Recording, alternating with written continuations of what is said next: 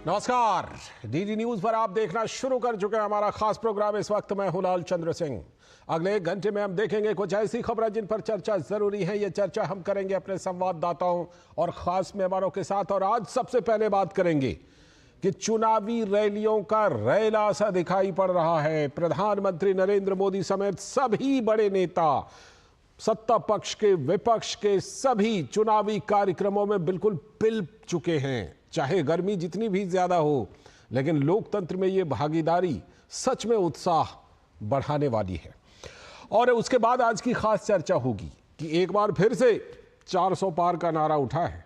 और 400 पार के नारे में इस बार बात प्रधानमंत्री ने खास तौर पर कही है कि 400 पार तो इसलिए चाहिए क्योंकि आरक्षण को बचाना है और भी कई बड़े बड़े काम करने हैं, इसीलिए 400 पार चाहिए।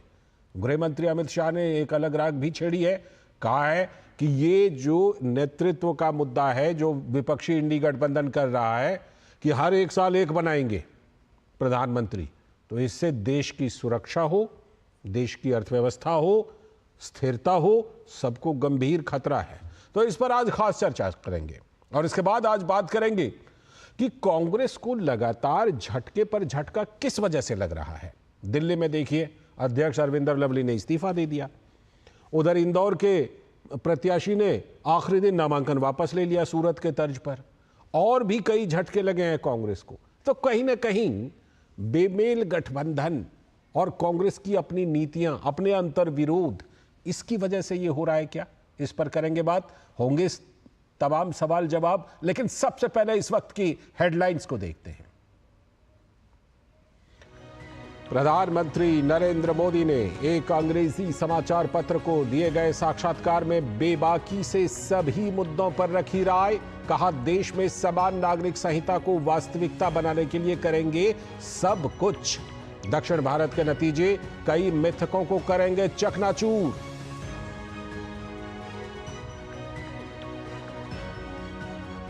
प्रधानमंत्री नरेंद्र मोदी ने कर्नाटक के बागलकोट में जनसभा को किया संबोधित। कहा, कांग्रेस और इंडी गठबंधन पर प्रधानमंत्री ने साधा निशाना। तुष्टीकरण और भ्रष्टाचार पर जमकर किए प्रहार।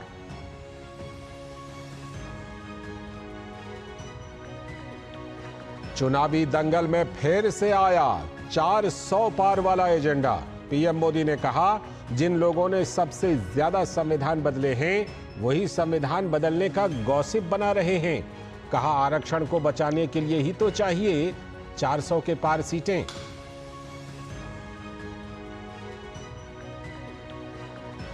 कर्नाटक में कांग्रेस अध्यक्ष मल्लिकार्जुन खड़गे, तो उधर गुजरात में और छत्तीसगढ़ में राहुल गांधी की रैलियां, तो महाराष्ट्र के वारजे क्षेत्र में एक साथ गरजेंगे शरद पवार और उद्धव ठाकरे। इधर यूपी में अखिलेश यादव और मायावती भी मैदान में डटी।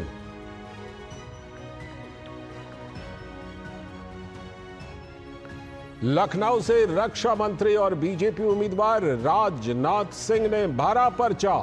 उधर नामांकन से पहले अमेठी में स्मृति ईरानी ने किया भव्य रोड शो। लेकिन मध्य प्रदेश में कांग्रेस को एक और बड़ा झटका। इंदौर से कांग्रेस उम्मीदवार अक्षय कांति बम ने नाम लिया वापस।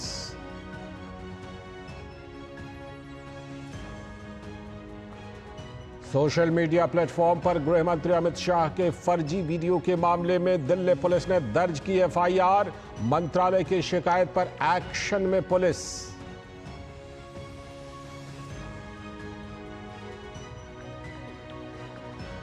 और मनी लॉन्ड्रिंग मामले में अंतरिम जमानत की मांग वाली हेमंत सोरेन की याचिका पर सुप्रीम कोर्ट ने ईडी को जारी किया नोटिस। 6 मई तक जवाब दाखिल करने को कहा। इधर अरविंद केजरीवाल की जमानत पर भी होगी सुनवाई।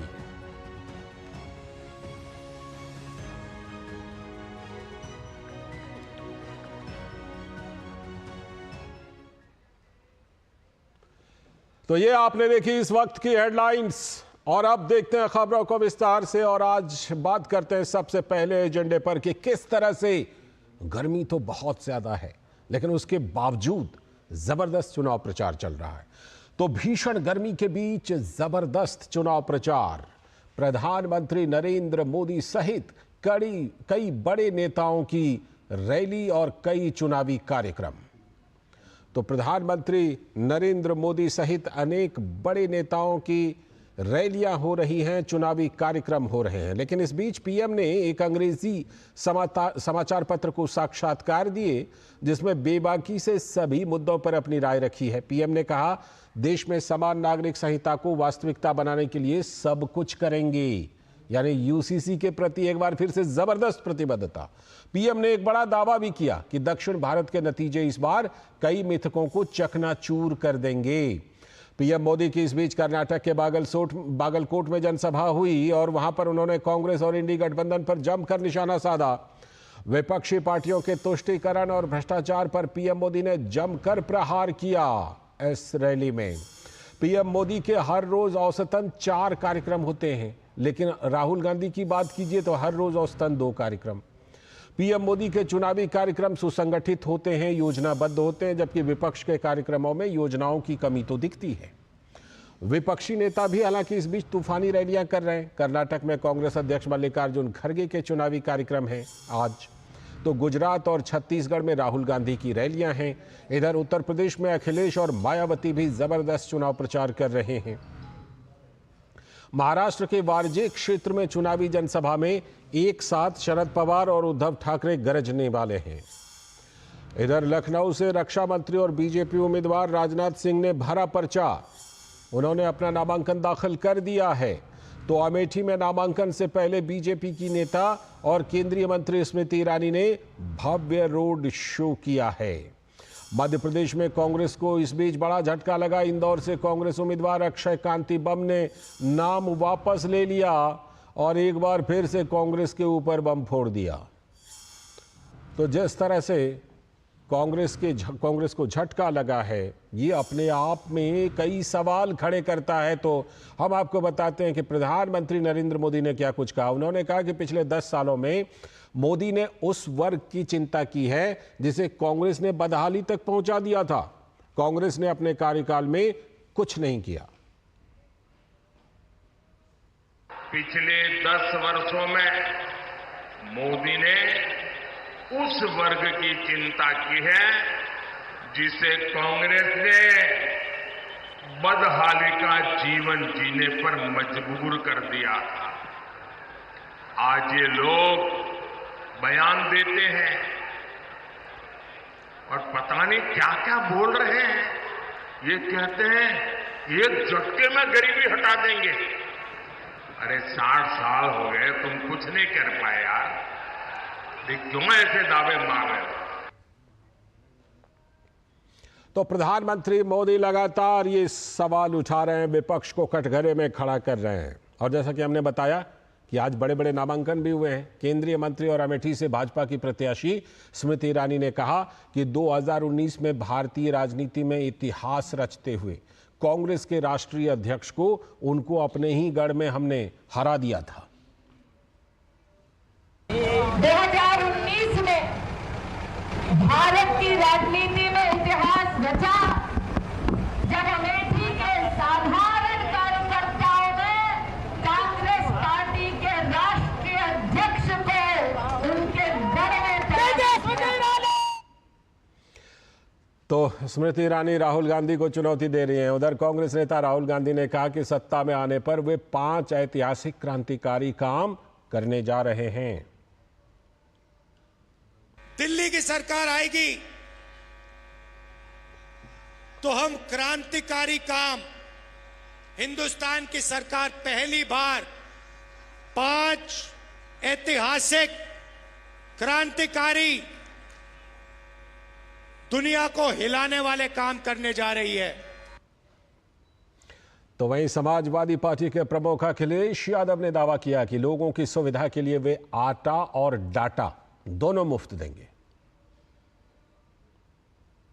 सरकारी योजनाओं से लेकर के आपकी मदद के लिए अगर हम लोगों को सरकार में आटा और डाटा फ्री देना पड़ेगा तो हम लोग देंगे। तो आरजेडी के नेता और बिहार के पूर्व उप मुख्यमंत्री तेजस्वी यादव ने नीतीश कुमार पर निशाना साधते हुए कहा कि इतने दिनों में बिहार के विकास के लिए उन्होंने कुछ भी नहीं किया। एक और काम बता दो, इतना महीना में बिहार के लिए ये दोनों उप मुख्यमंत्री क्या किया? एक एक और काम किया कि दिन रात लालू जी हमको गाली दे रहा है। बताइए, यहीं से ना गया लोग। हम लोग मान सम्मान देते हैं, फिर बाद में लोग पलट जाता, फिर हम ये के गरी आता है।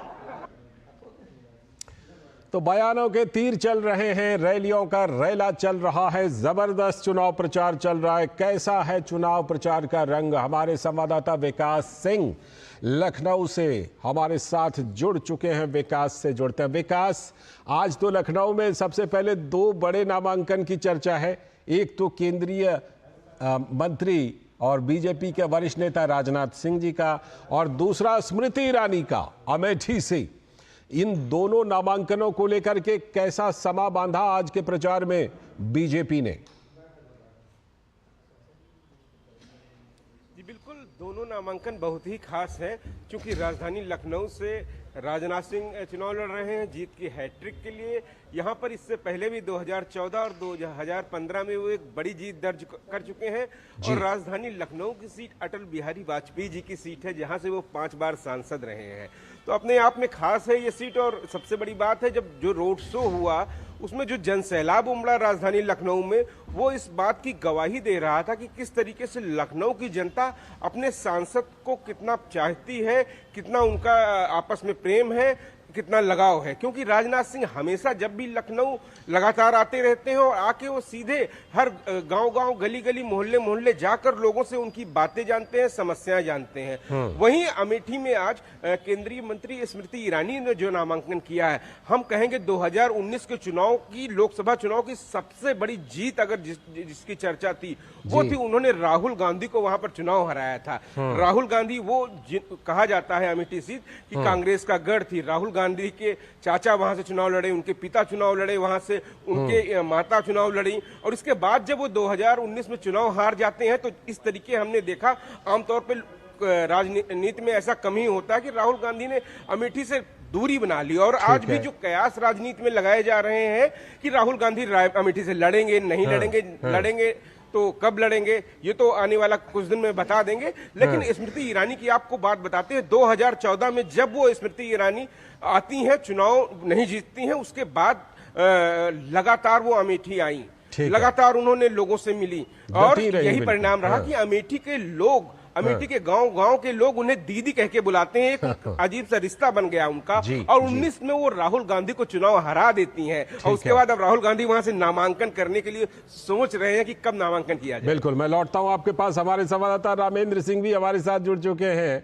रामेंद्र, अभी जो बात विकास कह रहे थे, स्मृति ईरानी ने वहां पर अपना घर भी बना लिया। विकास ने कहा वो लंबे समय से वहां डटी रही, घर भी बना लिया, हाल में गृह प्रवेश भी किया था। लगातार चुनौती दे रहे हैं कि आए तो सही राहुल गांधी यहां, लेकिन कांग्रेस की तरफ से अभी तक पत्ते नहीं खोले गए। कौन लड़ेंगे वहां से, राहुल गांधी, प्रियंका गांधी या रॉबर्ट वाड्रा की एक अलग मांग है कि भाई हमें लड़ा दीजिए।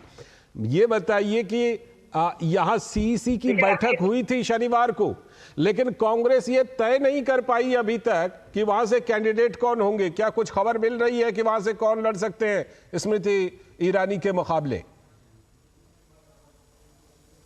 देखिए लालचंद जी, अभी बॉम्बे करके स्मृति ईरानी पूरी तरीके से बैटिंग कर रही हैं, और जो उन्होंने काम किया, विकास किया, उसकी बात जनता के सामने रख रही। आज भी उन्होंने जब बात की मीडिया से, तो उन्होंने कहा कि हमने क्या क्या काम अमेठी में किया है और गांधी परिवार से क्या अपेक्षाएं थी, क्या उन्होंने नहीं किया जनता के लिए। लेकिन हमारे सूत्र बता रहे हैं, हो सकता है कि घोषणा न हो, सीधे राहुल गांधी करने आ जाए, ऐसी भी स्थितियां है। क्योंकि तू डाल में पास की स्थिति है। ये सोच रहे हैं रायबरेली में, उनको लग रहा है कि जब कांग्रेस प्रत्याशी आ जाएगा उसके बाद भाजपा उतारेगी। ये भी परिस्थितियां जो अंदर के सूत्र कह रहे हैं। लेकिन हमको जो अभी तक उम्मीद लग रही, जो लोगों से बात गांधी लोगों से बात है, उनकी अपेक्षा है कि राहुल गांधी और प्रियंका गांधी अमेठी चुनाव लड़ेंगी, और ये चुनाव भी मजेदार होगा, रोचक चुनाव होगा। क्योंकि स्मृति ईरानी अपना घर बना चुकी है, 14 से लेके 14 के चुनाव में हारी, 19 के चुनाव में जीती, मंत्रालय उनके पास बड़े रहे, उन्होंने काम किया, डेवलपमेंट है उसके साथ आगे बढ़ेंगे। हाँ रामेंद्र, आज रक्षा मंत्री राजनाथ सिंह ने नामांकन किया, दो मुख्यमंत्री भी उनके साथ वहां पर मौजूद थे, योगी आदित्यनाथ भी और पुष्कर सिंह धामी भी। देखिए वो अगर लखनऊ को देखिए लालचंद जी, तो लखनऊ अटल बिहारी जी का कर्म क्षेत्र रहा है। वहाँ केवल लोगों को मैनेज करने की जरूरत है। वो ऐसी सीट है जहाँ से चुनाव जीतना ही भाजपा का है, उसमें कोई इब्बट नहीं है। दो मुख्यमंत्री थे उत्तराखंड के और योगी जी स्वयं से, वहाँ वो जो संसदीय क्षेत्र है वहाँ किसी को भी भाजपा खड़ा करती है। इस तरीके से जनमानस वहाँ का है। और जो डेवलपमेंट काम किया राजनाथ अगर देखिए रिंग रोड, जो बड़े बड़े पुल है, जो यातायात की सुगम व्यवस्था है बड़े, तो उसका भी इम्पैक्ट है। तो वो ठीक है। यहाँ भी मोहन यादव मध्य प्रदेश मुख्यमंत्री अमित स्मृति ईरानी के कार्यक्रम में थे, यहाँ भी सारी जगहों पर देखिए ये चुनाव अब बहुत ऊपर पहुंचता जा रहा है। बिल्कुल तापमान अगर ऊपर पहुंचता जा रहा है, बिल्कुल धूप के कारण, और राजनीति का भी पारा बढ़ रहा है। बिल्कुल ठीक है, ऊपर पहुंचता जा रहा है। और इसी तरह से जो चुनावी प्रचार है ना, उसका भी खुमार काफी ऊपर पहुंचता जा रहा है। बहुत बहुत शुक्रिया रामेंद्र और विकास, आप दोनों का जुड़ने के लिए, इस खबर पर चर्चा करने के लिए। अभी वक्त है एक ब्रेक का, लेकिन ब्रेक के बाद जब लौटेंगे तब करेंगे आज की खास चर्चा की। एक बार फिर से 400 पार वाला जो मामला है वो चुनावों में उसकी गूंज सुनाई पड़ रही है। और साथ ही एक गूंज और सुनाई पड़ रही है कि कितने प्रधानमंत्री बनेंगे अगर विपक्ष सत्ता में आता है तो। क्या हर साल एक, यानी कि कुल 5? इस पर करेंगे खास चर्चा। बने रहिए डीडी न्यूज के साथ। मेरे एक वोट से मोदी जी ने ढेर सारे एम्स खोले, सस्ती दवा, मुफ्त इलाज दिलाया। अब मेरे वोट से हम 70 साल के ऊपर के सीनियर सिटीजन को मुफ्त इलाज मिलेगा। ये है मोदी की गारंटी। और मेरी गारंटी, कमल का बटन दबाएं, भाजपा को जिताएं। Delivery boy has picked your order. अरे भाई पता है भूख लगी है। 30 मिनट का मैसेज नोटिफिकेशन आया था ना। मैसेज के सारे थोड़ी बैठ सकते हैं। कल आपने कुछ शेयर्स बेचे थे ना? हाँ, तो चेक किया? मैसेज आया तो था। सिर्फ मैसेज काफी नहीं है। आप शेयर मार्केट में कोई भी ट्रांजैक्शन करते हैं ना, तो स्टॉक एक्सचेंज से आए SMS या ईमेल को अपने डीमैट अकाउंट और बैंक स्टेटमेंट के साथ भी टैली कीजिए। बेटा भूख में ना दिमाग बंद हो जाता है। समझ कर इन्वेस्ट कर।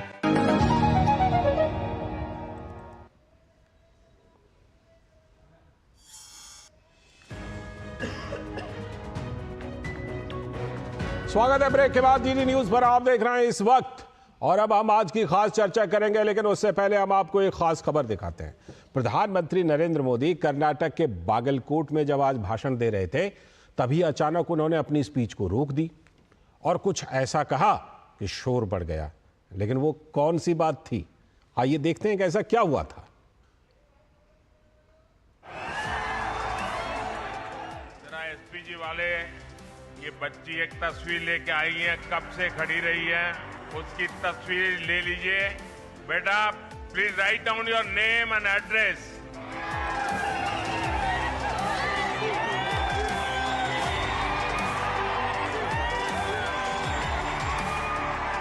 मैं आपको चिट्ठी जरूर भेजूंगा। अरे बाबा थैंक यू।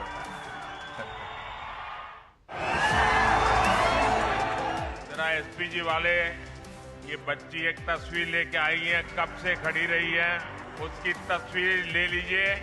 बेटा please write down your name and address.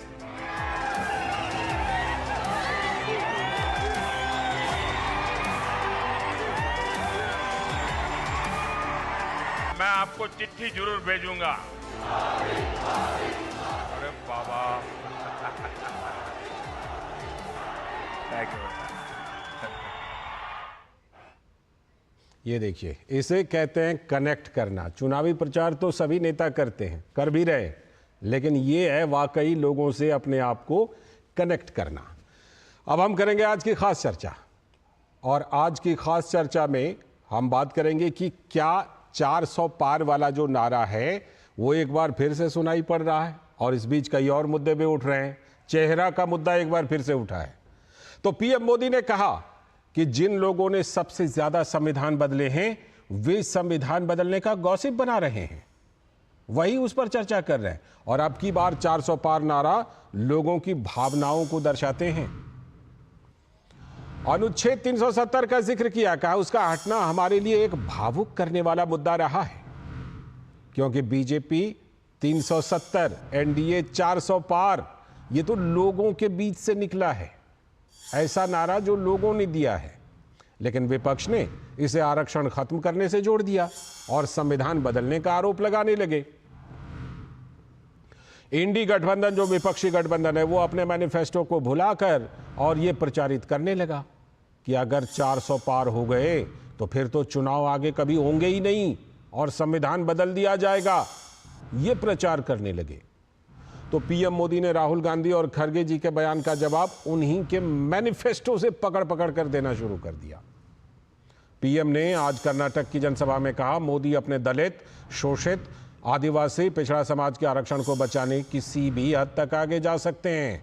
लेकिन उन्होंने कांग्रेस की मंशा पर सवाल उठाते हुए कहा, कर्नाटक सरकार ने ओबीसी आरक्षण में मुस्लिम आबादी को शामिल कर दिया है।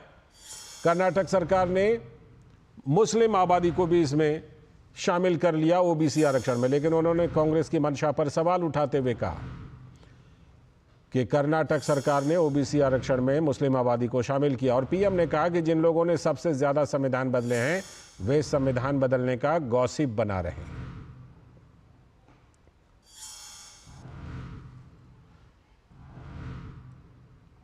तो पीएम ने और भी कई बातें कही हैं। पीएम की जो तमाम बातें हैं वो हम आपको एक एक करके दिखा रहे हैं कि कर्नाटक सरकार से पीएम ने, ओबीसी आयोग ने कर्नाटक सरकार से जवाब मांगा है कि संविधान में धर्म के आधार पर जब आरक्षण का प्रावधान नहीं है तो कर्नाटक में ये प्रावधान कैसे किया गया। तो प्रधानमंत्री नरेंद्र मोदी ने क्या कुछ कहा है, जरा पहले उन्हें सुन लेते हैं। हमारा संविधान धर्म के आधार पर रिजर्वेशन की बात नकारता है, नहीं स्वीकारता है। लेकिन कर्नाटका की सरकार ने ओबीसी रिजर्वेशन का हिस्सा मुस्लिमों को दे दिया है। ये इतने से भी नहीं मानेंगे, इन्होंने पहले भी अपने मैनिफेस्टो में धर्म के आधार पर रिजर्वेशन देने के लिए कानून बनाने की बात कही। तो प्रधानमंत्री नरेंद्र मोदी को आपने सुना। प्रधानमंत्री नरेंद्र मोदी ने और भी कई बड़ी बातें कही हैं। हम आपको कुछ बड़ी बातें बताते हैं कि प्रधानमंत्री ने क्या कहा। कर्नाटक सरकार ने ओबीसी आरक्षण में मुस्लिम आबादी को शामिल कर दिया, ये सवाल प्रधानमंत्री ने उठाया है। साथ ही कर्नाटक के सीएम सिद्धारमैया ने हालांकि इसे झूठ बताया और 2B कैटेगरी में मुस्लिम आरक्षण 1995 से लागू होने की बात कही। राष्ट्रीय पिछड़ा वर्ग आयोग ने भी ये बात कही है कि सभी मुस्लिम जातियों को कर्नाटक में ओबीसी कोटे में कैसे शामिल कर लिया और कर्नाटक सरकार के इस फैसले पर सवाल उठाया है, जवाब भी मांगा है। संविधान में धर्म के आधार पर तो आरक्षण का प्रावधान है नहीं, तो देश के विभाजन का आरक्षण ही कारण बना था। लेकिन सामाजिक आर्थिक पिछड़ेपन के नाम पर कांग्रेस में आरक्षण देने की यह पहल कर्नाटक से ही शुरू हुई थी। इसी पहल में कांग्रेस ने सबसे पहले इसका प्रयोग आंध्र प्रदेश में भी किया था और उस समय के मुख्यमंत्री, जो तत्कालीन मुख्यमंत्री वीरप्पा मोइली थे कर्नाटक में, उन्होंने पहले कर्नाटक में इसका प्रयोग किया। वीरप्पा मोइली ने 6% आरक्षण बौद्धों, मुस्लिमों और एससी समुदाय के उन लोगों को दिया जो क्रिश्चियनिटी में कन्वर्ट हो गए थे। ओबीसी के 2B कैटेगरी में इन्हें अति पिछड़ा बता करके ये आरक्षण दे दिया गया। बाद में उसे देवगौड़ा ने लागू किया था। आंध्र प्रदेश में राजशेखर रेड्डी की सरकार थी। मुस्लिम तबके के लिए 4% आरक्षण की व्यवस्था थी। हालांकि बाद में 2010 में सुप्रीम कोर्ट ने उस पर रोक लगा दी। तो कांग्रेस के 2009 के मैनिफेस्टो में भी यह वादा किया गया था कि केरल, आंध्र प्रदेश, कर्नाटक और कई राज्यों में सरकारी नौकरी और शिक्षण संस्थानों में मुस्लिम तबके के पिछड़े वर्ग को आरक्षण दिया जाएगा। तो सवाल यह कि कांग्रेस के समय में जितने भी कमीशन बने, सब ने मुस्लिम आरक्षण की पैरवी की और दलितों से भी पिछड़ा मुस्लिम समुदाय को बताने का काम किया। तो अब पीएम मोदी उसी डिस्ट्रीब्यूशन पर सवाल उठा रहे हैं कि क्या उनका आरक्षण लेकर के, उनके संसाधन लेकर इधर डिस्ट्रीब्यूट करेंगे। तो कांग्रेस के अध्यक्ष मल्लिकार्जुन खड़गे ने कहा, उन्होंने अपना एक अलग नैरेटिव सेट किया कि किसानों का कर्जा माफ नहीं किया और अमीरों का कर्ज माफ कर दिया। किसानों का कर्जा माफ नहीं किया, लेकिन अमीरों का 16 लाख करोड़ माफ कर दिया। तो आप भी सोचिए, क्या मोदी जी गरीबों के तरफ है, क्या अमीरों के तरफ है? तो कांग्रेस के नेता प्रियंका गांधी वाड्रा ने भी इस पर जवाब दिया है, जरा उनको भी सुन लेते हैं। कि इनके लोग कह रहे हैं कि संविधान को बदलेंगे। इस संविधान ने ही आपको अधिकार दिया, तो इसको बदलने का क्या मतलब है? इसको बदलने का एक ही मतलब है बहनों और भाइयों, कि ये लोकतंत्र को और भी दुर्बल बनाना चाहते हैं, कि इस देश की जनता को दुर्बल बनाना चाहते हैं। तो ये तमाम मुद्दे हैं, मुद्दा और भी है, चेहरा का भी मुद्दा है। इस पर आज खास चर्चा के लिए हमारे साथ जुड़ रहे हैं हमारे सलाहकार संपादक विनोद मिश्र जी, साथ में हमारे साथ भारतीय जनता पार्टी के प्रवक्ता एसएन सिंह जी, जो कि हमारे साथ यहाँ पर मौजूद हैं स्टूडियो में ही। हमारे साथ चित्रा बौथम जी भी, जो कांग्रेस की प्रवक्ता हैं, वो भी जुड़ेंगी आगे चल करके, तो उनसे भी हम लोग जुड़ेंगे और उनसे भी उनका नज़रिया, उनकी बात को जानने की कोशिश करेंगे। तो फिलहाल मैं चर्चा को विस्तार देता हूं विनोद जी के जरिए। विनोद जी, बात ये उठ रही थी कि भाई अब तो जब थोड़ी सी वोटिंग परसेंट कम रह गई थी, वोटर टर्नआउट पहले फेज में, तो विपक्ष ये उठा रहा था कि कहाँ गया 400 पार का नारा। लगता है एक बार फिर से 400 पार का नारा आया और इस चीज के साथ जुड़ करके ये बात आई है कि 400 पार तो चाहिए, 400 पार आरक्षण को और संविधान को बचाने के लिए चाहिए। लाल जी, देखिए दूसरे फेज के बाद और आप देखिए कि कैसे ये इंटरेस्टिंग होते जा रहा है पूरा चुनाव और अपने अपने अपने एजेंडे में। लेकिन हमें इस बात को समझने की ज़रूरत है कि इस नैरेटिव के पीछे का लॉजिक जो बाद में बना है, वो 400 पार का नारा क्या था जी। तो वो नारा जो बताया गया था कि एनडीए 400 पार और बीजेपी 370, वो डेफिनेटली ये लोगों के बीच से आया हुआ ये स्लोगन था, जिसमें एक भावनात्मक अपील थी लोगों से। आर्टिकल 370 हटना इस देश के लिए 70 सालों का जो ये संघर्ष था, उसमें आर्टिकल 370 का हटना, जैसे पीएम ने एक इंटरव्यू में अभी भी कहा है कि ये बीजेपी के हर कार्यकर्ता के लिए एक भावनात्मक एक बड़ा मुद्दा था जी। तो जाहिर सी बात है कि बीजेपी ने इसकी बात कही कि आर्टिकल 370 का वही 370 उन्होंने अपना स्लोगन दिया, बीजेपी का 370 और एनडीए 400 पार। लेकिन जैसे ये नारा लगता है कि लोगों के बीच में ये चर्चा की बात शुरू हुई और इस पे जैसे लगा कि लोगों में ये जगह बनाने लगी है, तो फिर कांग्रेस की तरफ से एक नैरेटिव शुरू हुआ कि ये 400 पार क्यों। अब 400 पार क्यों, जैसे कांग्रेस में पहले राहुल गांधी ने इसका उठाया कि ये संविधान खत्म करेंगे, ये आरक्षण खत्म करेंगे, और उसके बाद इंडिया गठबंधन के लगभग तमाम पॉलिटिकल पार्टीज का एक तरह से ये सिग्नेचर ट्यून बन गया, संविधान खत्म कर देंगे, लोकतंत्र खत्म कर देंगे। हालत ये है कि अभी गृह मंत्री अमित शाह की जो रैलियों में उन्होंने आरक्षण को लेके जो अपना बयान दिया था, उसे तोड़ मरोड़ के उसको एक तरह से सोशल मीडिया में इस तरह से डिस्टॉर्ट करके पेश करने की कोशिश हुई है कि अब जो गृह मंत्री खुद अमित शाह कह रहे हैं कि ये हम आरक्षण खत्म कर देंगे। तो अब ये सवाल है कि ये 400 पार के एक भावनात्मक अपील को आते आते आरक्षण खत्म करने तक क्यों आई।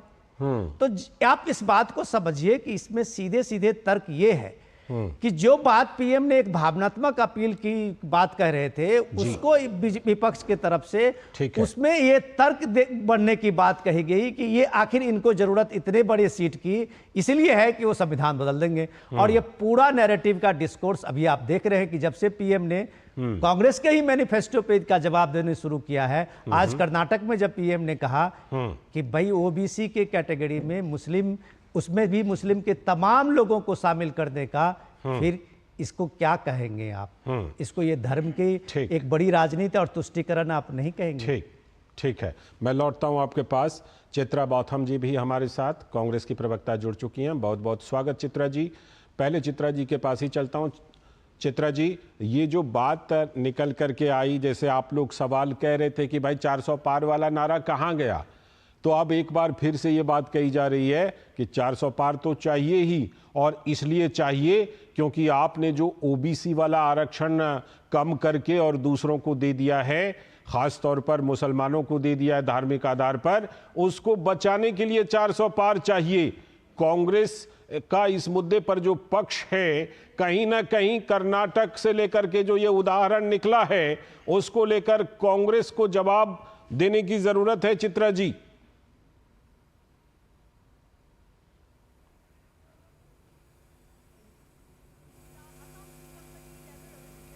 चित्रा जी आपकी आवाज नहीं आ रही, जरा आप अनम्यूट कीजिए प्लीज।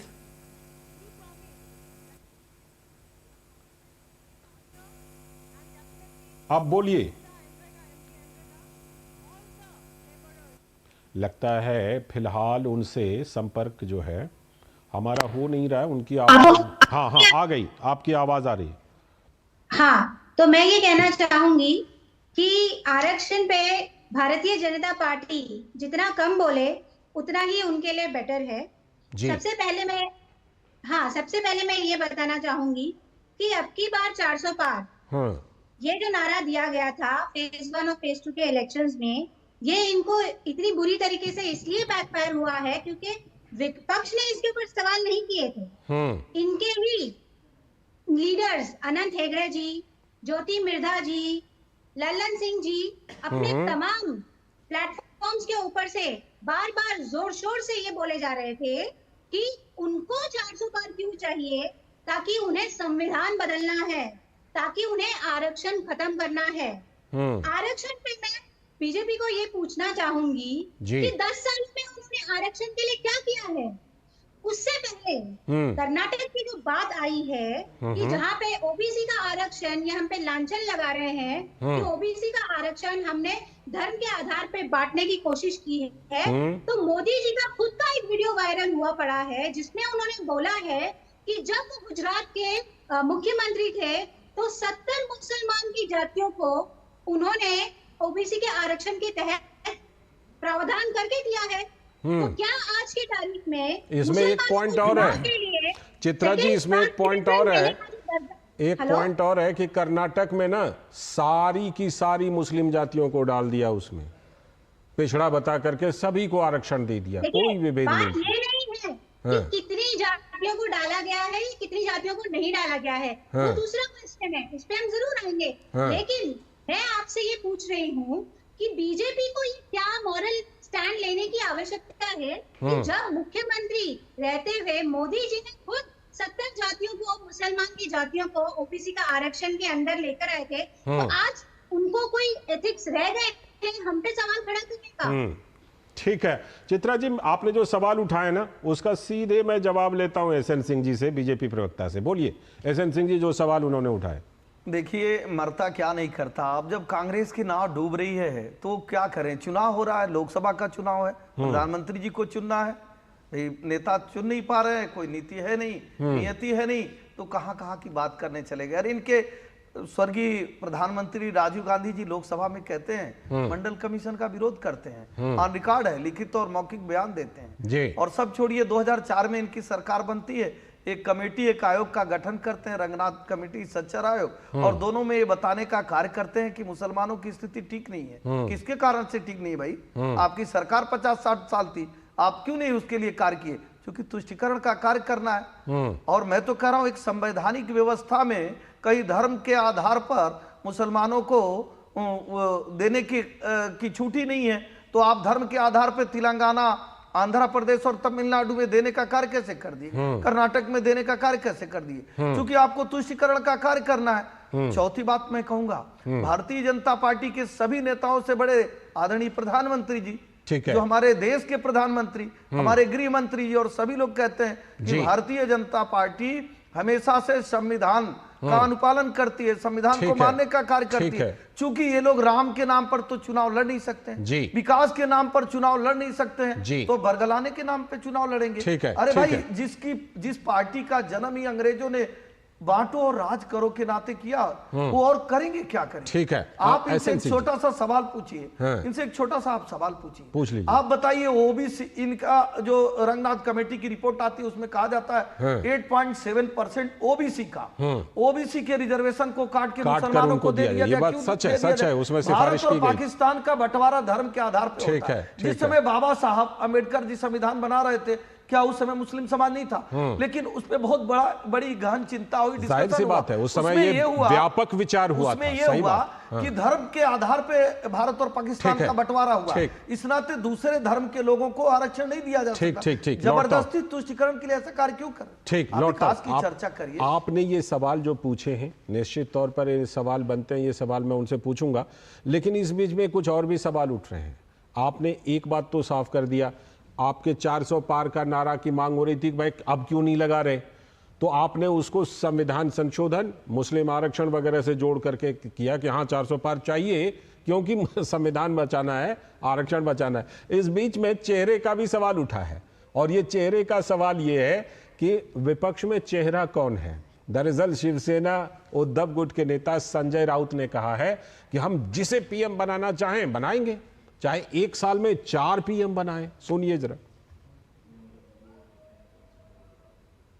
मिलीजुली सरकार यहाँ बने, देश चलाए, और हम किसको प्राइम मिनिस्टर बनाना है हमारी मर्जी है। हम 4 बनाएंगे 1 साल में, 2 बनाएंगे, लेकिन देश हम तानाशाही की तरफ नहीं जाने देंगे। तो एक तरफ ये विचार है विपक्ष के, तो गृह मंत्री और भाजपा के वरिष्ठ नेता अमित शाह ने कहा कि विपक्ष देश में फिर से अस्थिर सरकार लाना चाह रहा है। इस देश ने 3 दशक तक अस्थिरता की कीमत चुकाई है। अब इंडिया अलायंस अगर ये कहता है कि 1 साल शरद पवार बनेंगे, 1 साल ममता जी बनेगी, 1 साल स्टालिन बनेंगे, कुछ बचेगा तो राहुल जी बन जाएंगे, इस तरह से देश नहीं चलता है। मैं देश की जनता को मनपूर्वक अपील करना चाहता हूं कि अगर कोई संभावना है ही नहीं, मगर अगर इंडिया अलायंस को बहुमत मिलता है तो देश की जनता ये जरूर सोचे इसका प्रधानमंत्री कौन बनेगा। तो ये सवाल भी आ गया चेहरे का। जोड़ते हैं और चर्चा जारी रखते हैं। विनोद जी, करीब 1 हफ्ते पहले मुझे प्रधानमंत्री का वो बयान याद है जब प्रधानमंत्री ने कहा कि मीडिया के सूत्रों से हमें पता चल रहा है कि ये हर 1 साल 1 पीएम बनाएंगे। अब देखिए संजय राउत ने वो बात कह दी और उसके बाद फिर से वो मुद्दा अब बन रहा है इस चुनाव में।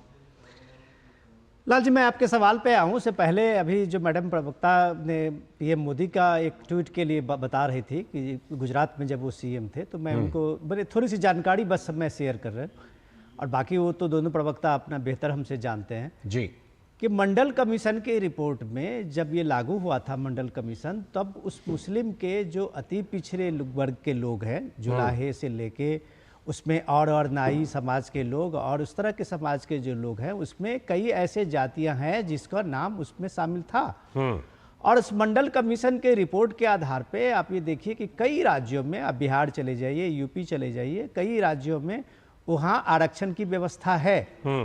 लेकिन मंडल कमीशन ने उसको एक जो सामाजिक पिछड़ा माना था, उसमें कहीं धर्म की बात नहीं थी, चूंकि वो ये कहा गया था कि ये सारे कन्वर्टेड मुस्लिम हैं जो उनके पीढ़ी में 2 पीढ़ी 3 पीढ़ी सारे हिंदू रहे थे पिछड़ी जातियों में, वो कन्वर्ट करके ये मुसलमान बने हैं। तो मंडल कमीशन ने इस तर्क पे उनके लिए एक सेफ रास्ता चुना और उन लोगों को इसमें शामिल करने की कोशिश की थी जी।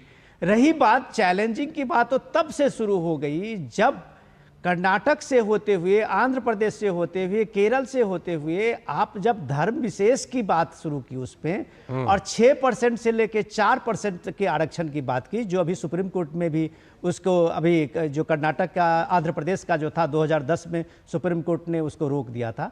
कर्नाटक में भी अभी बीजेपी की सरकार 4% वाली थी, तो उसको भी हटा के बीजेपी की सरकार ने 2% लिंगायत और वोकलिगा जो उनके समुदाय हैं उनको दे दिया था। लेकिन इंपॉर्टेंट है कि इस चीज को समझना भी जरूरी है। रही बात आपके इस चीज पे कि आज ये बहस काफी तेज है, चेहरे वाला। अब मंचों से आप देख रहे हैं कि हर मंच से जब प्राइम मिनिस्टर की बात होती है तो इंडिया गठबंधन के लोग सीधा सवाल ये करते हैं कि भाई हमारे पास 10 लोग हैं, कोई भी प्राइम मिनिस्टर हो सकते हैं, इससे लोगों को क्या, हमें तानाशाह नरेंद्र मोदी को हटाना है। तो क्या ये पूरी व्यवस्था, ये पूरा इलेक्शन सिर्फ नरेंद्र मोदी को हटाने के लिए हो रहा है, या फिर विपक्ष के पास अपनी कोई एक आइडियोलॉजी है, कोई प्रिंसिपल है कि हमें उस देश को आगे किस तरह से ले जाना है। रही बात जो अमित शाह कह रहे थे कि एक मजबूत सरकार क्या होता है, यह इस देश ने 10 साल में देखा है। अगर मजबूत सरकार नहीं होती तो शायद ही आर्टिकल 370 को कोई हटाने का मतलब था। ठीक है, अगर मजबूत सरकार नहीं होती तो इस देश में 1 नेशन 1 टैक्स होता। यह सब मजबूत सरकार नहीं होती तो ऐसे अनगिनत महिला आरक्षण को ही आप लीजिए, 33% महिलाओं को आरक्षण मिला। तो ऐसे दर्जनों जो फैसले हुए हैं, उस फैसले का नाम ये मजबूत हमने सरकार देखा है, और स्थिर सरकार। हमने देखा है कई दशकों तक ये सब चीजें अटकी हुई रहीं। उसके बाद जब 2014 में 30 साल के अंतराल के बाद एक पूर्ण बहुमत वाली मजबूत सरकार बनी तो कई फैसले हुए हैं। चित्रा जी, ये बताइए कि हमने ये देखा है कि कांग्रेस तो वो पार्टी है जिसने इंदिरा गांधी, राजीव गांधी को प्रोजेक्ट करके भी चुनाव लड़े हैं। क्या आज संजय राउत के बयानों से कांग्रेस पार्टी सहमत है चित्रा जी, कि चाहे 1 साल में 4 पीएम बनाएंगे हम? देखिए, इंडिया गठबंधन के अंदर जी हर एक को अपनी अपनी राय रखने का पूरा हक है। संजय राउत जी ने डेफिनेटली अपनी राय रखी है, वो वरिष्ठ है, मैं उनके ऊपर कोई टिप्पणी नहीं कर सकती। लेकिन आज यहाँ पे जब भी विकल्प की बात होती है तो मैं आपको एक बात बता देना चाहती हूँ कि आप जिस चीज को मजबूत सरकार के नाम पे कह रहे हैं, 10 साल में उस मजबूत सरकार ने आरक्षण के लिए कितना काम किया है, जो आज ये ढिंडोरा पीट रहे हैं ओबीसी एससी एसटी आरक्षण का और उनके हिमायती बनने की कोशिश कर रहे हैं, उसके ऊपर उन्होंने कितना काम किया है, ये आप मुझे जरा बताएं। हाँ, ये तो एसएनसी जी बताएंगे। मंशा ना हो तो कुछ नहीं हो सकता। विकल्प की जहां तक बात है तो मैं आपको ये बोलना चाहूंगी कि इस देश में जिस तरीके से सांप्रदायिकता पिछले 10 सालों में बढ़ी है और उसके एकदम निचले वर्जन हमने देखे हैं, मॉब लिंचिंग जैसी घटनाएं हैं जो इस देश में 70 सालों में नहीं होती थी, वो हमने पिछले 10 सालों में कितनी जगहों पे देखी है। तो वो कहीं ना कहीं एक ये इमेज छोड़ती है कि भारत एक कैसा देश है। भले मजबूत सरकार है लेकिन सांप्रदायिक सरकार है, और इसीलिए मैं ये कहना चाहूंगी कि अगर आप सांप्रदायिकता का विकल्प ढूंढ रहे हैं तो मुझे नहीं लगता कि इस सरकार से बेटर आपको कोई विकल्प मिलेगा। लेकिन अगर आप लोकतंत्र बचाने का विकल्प ढूंढ रहे हैं तो आप बंद करके, मुझे ऐसा लगता है कि जो पहला चेहरा आपके सामने आएगा, जिन्होंने जो आपने कही ना चित्रा जी, निकाली है, वो सबसे बेस्ट विकल्प ठीक है। चित्रा जी, आपने जो एक बात कही ना कि भाई हम तो उनकी बयानों से सहमत नहीं है, मुझे लगता है कि जनता और मतदाता जरूर कंफ्यूज हो जाएगा कि जब वो विपक्षी गठबंधन के लिए अगर वोट करे तो किन की बात को सुनकर वोट करे। एसएन सिंह जी, आपसे कुछ सवाल उन्होंने पूछा, पहले उसका जवाब। लालचंद जी, हम पहले जवाब देते हैं। इन्होंने पूछा कि भारतीय जनता पार्टी की सरकार ने किया क्या। भारतीय जनता पार्टी की सरकार जनता की जवाबदेही, पारदर्शी, ईमानदार सरकार है। भाई वो जनता के लिए ही कार्य किए। ओबीसी आयोग को अगर मान्यता देने का संवैधानिक दर्जा देने का कार्य करती है भारतीय जनता पार्टी की सरकार करती है। पहली बात। दूसरी, जो हमारे सवर्ण और आर्थिक आधार पे पिछड़े लोग थे, सवाल पूछा है तो जवाब। सवर्ण में जो आर्थिक आधार पे पिछड़े लोग थे उनको भी अगर 10% आरक्षण देने का कार्य करती है भारतीय जनता पार्टी की सरकार करती है। आपने पूछा कि भाई मजबूत सरकार होती है तो क्या फायदा होता है। मजबूत सरकार होती है तो जो हमारे दुश्मन देश हैं उनके टैंक का मुड़ जाता है। मजबूत सरकार होती है 370 समाप्त हो जाता है, 4 करोड़ लोगों को आवास मिल जाता है, बिजली मिल जाती है, पानी मिल जाता है, सड़क मिल जाती है, सुरक्षा मिल जाता है, शिक्षा मिलता है, और जो पत्थरबाजी होती है ना वो भी बंद हो जाने का कार्य हो जाता है। जो जगह जगह विस्फोट होते हैं ना वो बंद होने का कार्य होता है। चौथी बात, आपने कहा कि हम किसी को भी चुन लें। आप चुनाव में डिक्लेयर करके तो आइए कि हम सोमवार, मंगलवार, बुधवार, बृहस्पतिवार, हम लगभग 365 दिन में 365 दिन अलग अलग प्रधानमंत्री चुनेंगे। जनता चुनती है, जनता को तय करना है। जनता मानेगी कि मजबूत सरकार चाहिए भारत में। आदरणीय प्रधानमंत्री जी, मोदी जी की तरह प्रधानमंत्री चाहिए जो देश के लिए कार्य करे। ये परिवार थोड़े ना है कि आप कुछ भी करेंगे किसी को बाजार देंगे, किसी को बाजार भेज देंगे। देश चलाने के लिए अगर मजबूत प्रधानमंत्री चाहिए भारतीय जनता पार्टी की तरह, आदरणीय प्रधानमंत्री जी मोदी जी की तरह चाहिए। आप बताइए, आप में कोई प्रधान जीत जाने वाली बात हो तो उसको बताइए। चित्रा जी का छोटा सा काउंटर। चित्रा जी छोटा सा काउंटर। कि जनता बिल्कुल भी भ्रमित नहीं है और इसीलिए राहुल गांधी को इसका परिणाम हम फेज 1 और फेज 2 में देख चुके हैं, क्योंकि हमने जो हमारे मैनिफेस्टो में क्लियर कट 5 न्याय और 25 गारंटी। राहुल गांधी जी को प्रधानमंत्री बनाना चाह रही है। एक सवाल, जब संजय राउत कह रहे हैं तो राहुल गांधी का नाम क्यों नहीं आगे बढ़ा देती कांग्रेस? अगर संजय राउत के बयानों से आप सहमत नहीं है तो राहुल गांधी के पीएम के तौर पर नाम बढ़ाइए। देखिए, मैंने आपको जैसे बोला कि ये एक डिबेट का विषय नहीं है। ये आप और मैं बैठ के तय नहीं करने वाले हैं। अच्छा, ठीक है। हमारी जो लीडरशिप है वो डेफिनेटली जब जो ठीक है, हम समझ गए। आप चेहरे के सवाल से आप जरूर बचना चाहेंगे, लेकिन बीजेपी तो चेहरे के सवाल को एकदम बिल्कुल लगता है केंद्र में लेकर आ गई है। पहले लालचंद जी जनता के बीच में क्या लेकर जाएंगे, क्या मैसेज देना चाहिए? पीएम ने पहले जिक्र किया, पहले पीएम ने जिक्र किया, अमित शाह भी उस पर जवाब दे रहे हैं। ठीक है, मोदी जी का चेहरा न कहने के लिए कितना चलिए सारी चीजें, सारी बातें जो है वो जनता के बीच आ रही हैं। चाहे आरक्षण की बात हो, मुस्लिम आरक्षण की बात हो, संविधान की बात हो, 400 पार की बात हो या फिर चेहरे की, सारी बातें जो हैं वो जनता के बीच आ रही हैं। बहुत बहुत शुक्रिया चित्रा जी जुड़ने के लिए, एसएन सिंह जी आपका भी जुड़ने के लिए, और विनोद जी आपका भी इस चर्चा में हिस्सा लेने के लिए। ये तमाम मुद्दे जो हैं वो बिल्कुल लगता है एक बार फिर से सेंटर स्टेज पर आ रहे हैं, लेकिन क्या इसका नतीजा पड़ेगा ये तो सभी बहुत ही दिलचस्प देखना होगा कि लोगों ने चेहरे को कितना महत्व दिया, 400 पार को कितना महत्व दिया, स्थायित्व को कितना महत्व दिया। इन सभी मुद्दों को हम लोग देखते रहेंगे आगे भी। फिलहाल वक्त है एक ब्रेक का, और ब्रेक के बाद जब लौटेंगे तब बताएंगे कि कांग्रेस को झटके पर झटका दिल्ली से लेकर इंदौर तक क्यों लगता चला जा रहा है। करेंगे इस पर भी बात। मेरे एक वोट से मेरे जैसी करोड़ों गृहिणियां बनी लखपति दीदी। अब मेरे ही वोट से 3 करोड़ और महिलाएं बनेंगी लखपति दीदी। ये है मोदी की गारंटी और मेरी गारंटी। कमल का बटन दबाएं, भाजपा को जिताएं।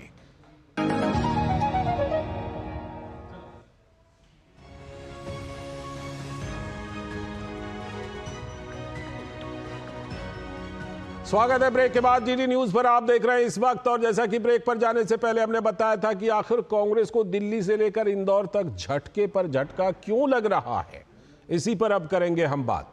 सूरत के बाद, गुजरात में सूरत का तो मामला आपको पता ही है, उसके बाद अब मध्य प्रदेश के इंदौर लोकसभा सीट से भी कांग्रेस के उम्मीदवार ने मैदान को छोड़ दिया है, यानी कि बीजेपी के उम्मीदवार को मैच में वॉक ओवर दे दिया कांग्रेस ने। तो ये बड़ा सवाल है कि आखिर क्यों ये मैदान क्यों छोड़ दिया है कांग्रेस के उम्मीदवार ने।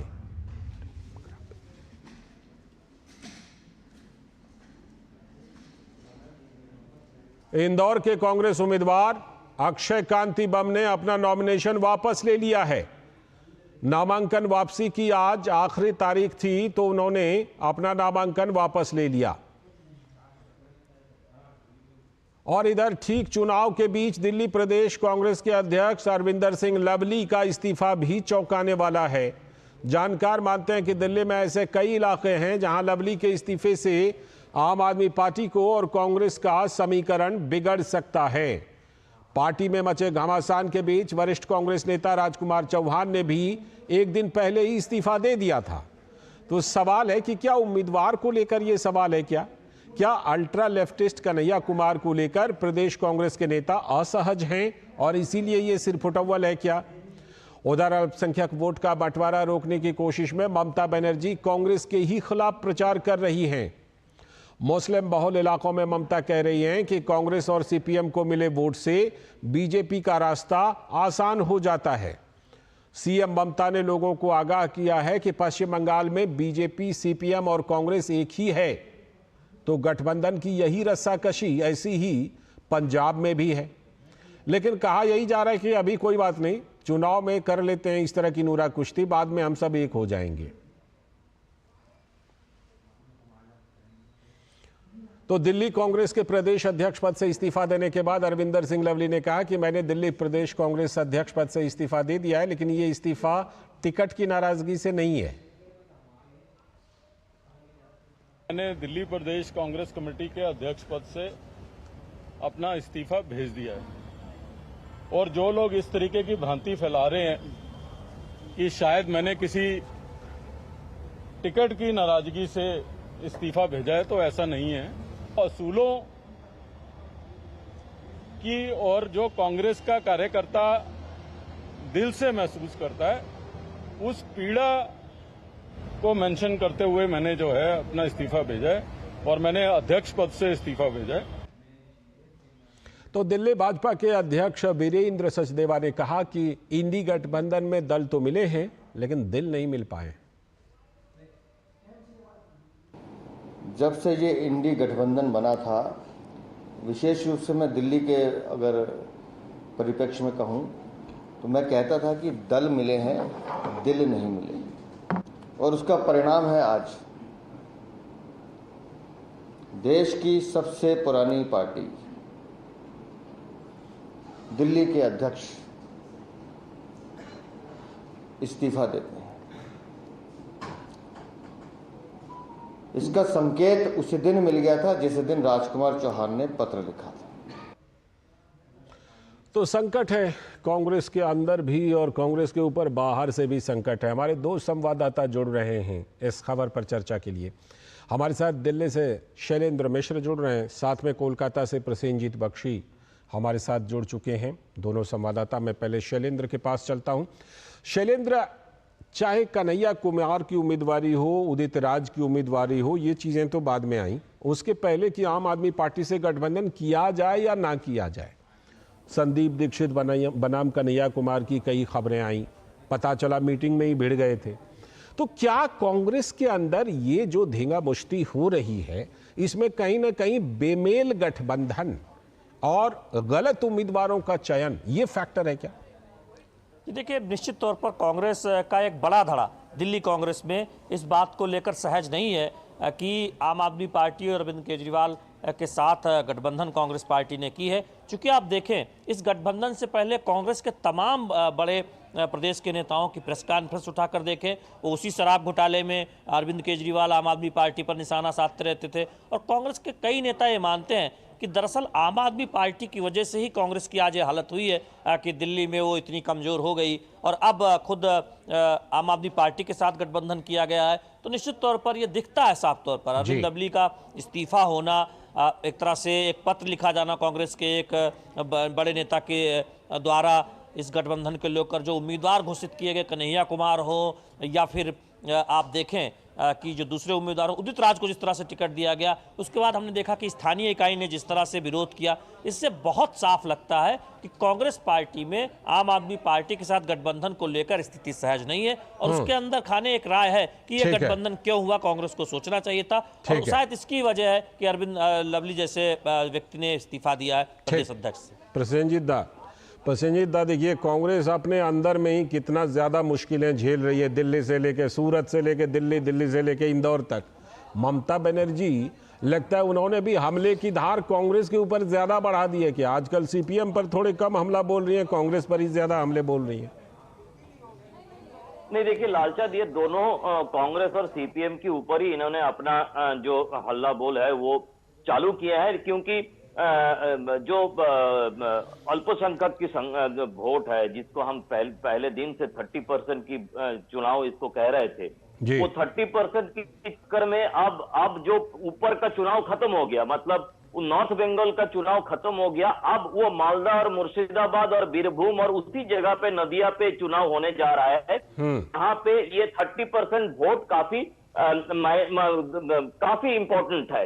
और कुछ जगह पे 30% तो कुछ जगह पे 70% भी है, मतलब माइनॉरिटी मेजॉरिटी में है। एक तो ये है कि इसी के कारण ममता बनर्जी पूरी तरह से अपना जो तीखा बयान वो वाम मोर्चे और कांग्रेस के खिलाफ करने लगे कि मुसलमानों को डराया जाए कि उन लोगों को मत वोट दीजिए तो बीजेपी नाम का जो शेर भालू जो भी है वो आके आप लोगों को खा लेगी और खा लेगा। एक तो ये है। और एक मजेदार बात मैं तुरंत बता दूं आपको, ठीक है, कि हमारे जो दूरदर्शन के शो होते हैं जनादेश में हम यहाँ पे कांग्रेस और वाम मोर्चे की किसी एक दिन किसी एक को बुला रहा है, किसी एक को बुला रहा है। मैं जस्ट एक बात बता दूं, तो वहां पे कांग्रेस की जो प्रवक्ता पहुंच रहा है हमारे पास, वो वाम मोर्चे की जो गलत काम है 34 साल की, फिलहाल समय समाप्त उनके पास नहीं है। ठीक है दादा, समय समाप्त हो रहा है। बहुत बहुत शुक्रिया जुड़ने के लिए। शैलेंद्र, आपका भी जुड़ने के लिए बहुत बहुत शुक्रिया। तो आज के इस वक्त में इतना ही। नमस्कार।